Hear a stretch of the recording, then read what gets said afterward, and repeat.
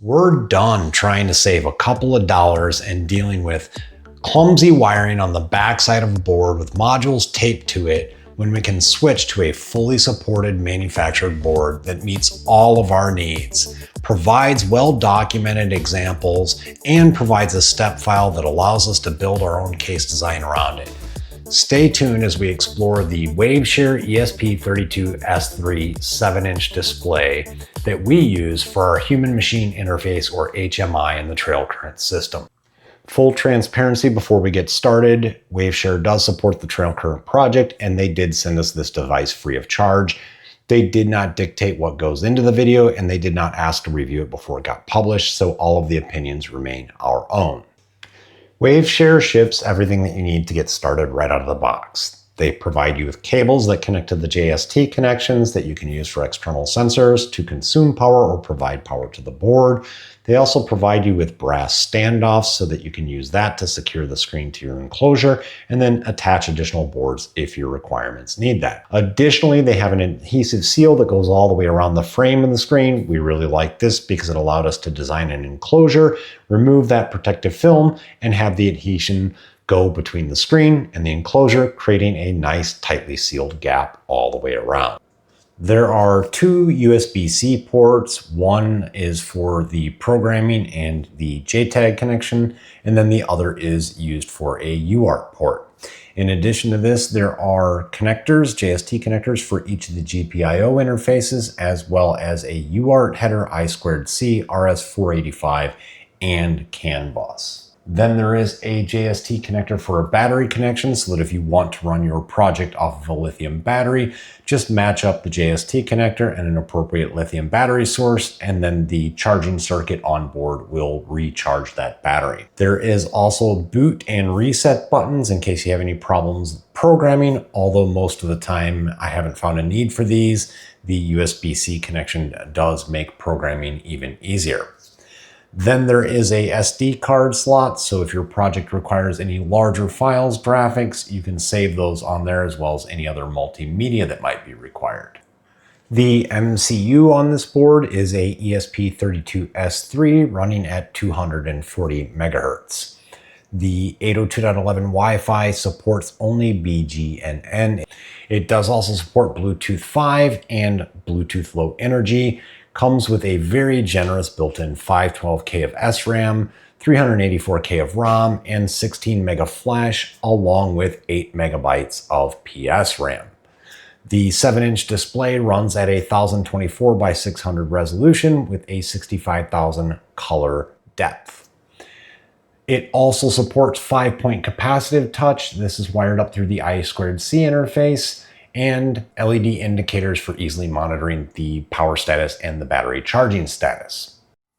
I'm going to plug it in cold so that you see how quickly it starts up from scratch, and it's one of the reasons why we like to use these devices for a variety of applications, because there's no boot time lag like you would see if you were using an SBC for an HMI.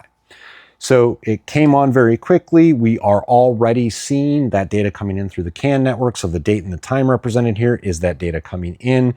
And then again, if we turn these on and off, it is immediate, right? As soon as I press those buttons, you're getting that status back. And that is a two-way communication. The data is being sent and received simultaneously.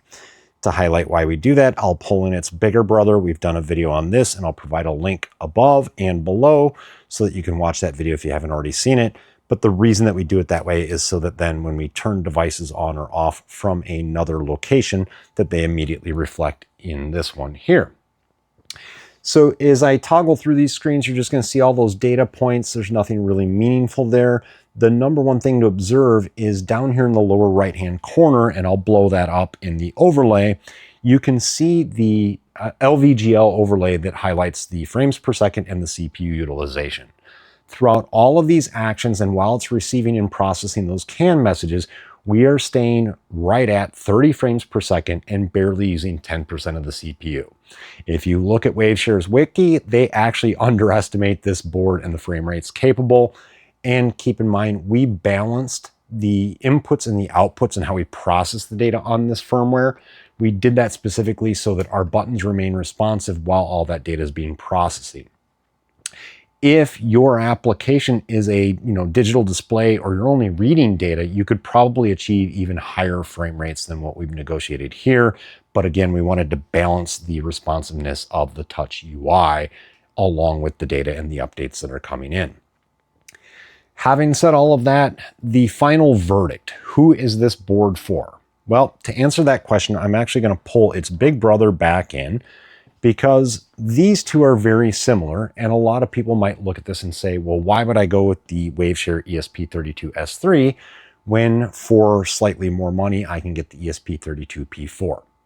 The number one reason that you would opt for the ESP32-S3 version is because it does support Arduino. At this point in time, at the time of filming, the ESP32P4 does not. In our situation, we use ESP-IDF for both, but if you're an Arduino guy, you're going to want to go with the ESP32-S3 version. You sacrifice a little bit because you can see the frame around the screen is a little bit larger than the P4, and that is certainly a downside. But then there's also one more advantage that this S3 version carries with it, and that is the board's physical design itself is actually easier to design a case for.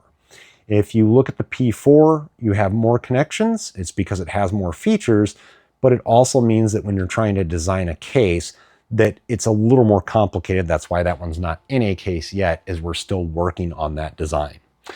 If you do wind up getting one of these and you want to use our case design, head over to GitHub. We've published this. It's also on MakerWorld, and the STLs as well as the CAD files that make it up are all available free for everybody to use. If you want more details on how we do that CAN to MQTT translation and how you can adapt that to your project, be sure to click that subscribe button and stay tuned. We will be publishing that video soon. And until next time, remember, it is your vehicle, your data, Wilderness Wired.